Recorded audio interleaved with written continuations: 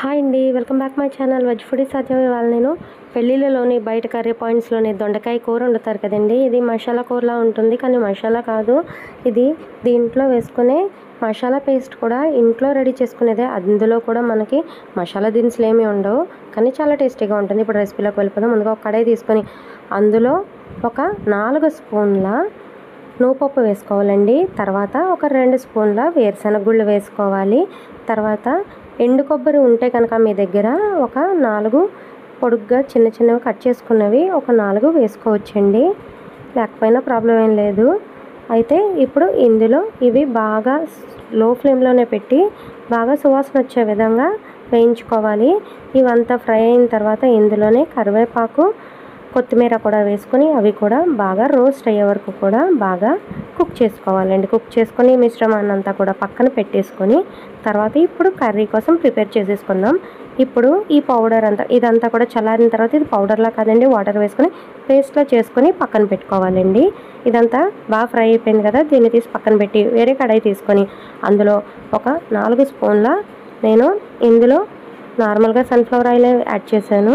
మనం groundnut oil కానీ వాడాలనుకుంటే మనం అందులో పోపు కూరలు మాత్రం వండాలండి, అప్పుడే టేస్టీగా ఉంటాయి. ఇప్పుడు నేను ఇందులో ఏంటంటే ఫస్ట్ కొంచెం చిటికెడ ఒక 1/2 స్పూన్ మెంతులు, ఆవాలు, జీలకర్ర, ఇంకా ఎండుమిరపకాయలు, కొంచెం పసుపు వేసుకొని తర్వాత ఒక కప్పుడు చిన్నగా కట్ చేసుకున్న ఉల్లిపాయ ముక్కలు కూడా వేసుకొని ఉల్లిపాయ సాఫ్ట్గా కుక్ అయ్యే వరకు కూడా బాగా కుక్ అవనివ్వాలి. ఇదంతా కూడా మీడియం ఫ్లేమ్లోనే కుక్ చేయాలి. ఇప్పుడు ఇందులో 1 స్పూన్ అల్లం వెల్లుల్లి పేస్ట్ వేస్తున్నానండి. ఈ అల్లం వెల్లుల్లి పేస్ట్ కూడా వేసి ఇది కూడా పచ్చివాసన పోయే విధంగా కుక్ చేసుకోవాలి. ఇప్పుడు ఇదంతా ఈ ప్రాసెస్ అంతా అవే టైంకి మనకు ఒక 7 to 8 మినిట్స్ పడుతుందండి, పెద్ద ప్రాసెస్ ఏం కాదు.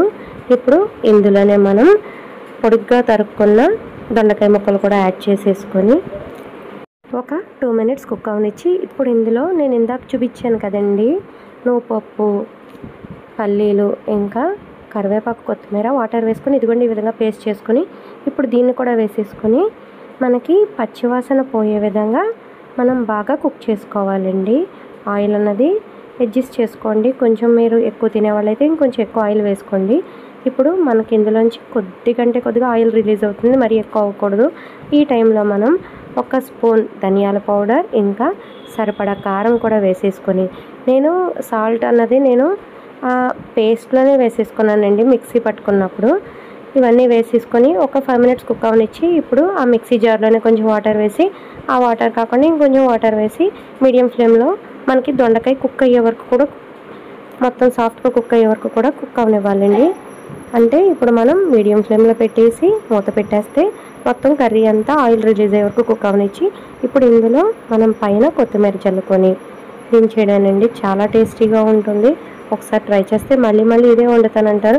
ఇది మనకి మసాలా ఫ్లేవర్ అస్సలు ఉండదు, డిఫరెంట్ టేస్ట్తో ఉంటుంది, కానీ చాలా టేస్టీగా ఉంటుంది. ట్రై చేసి ఈ విధంగా ఉందో కామెంట్ బాక్స్లో కామెంట్ చేయండి.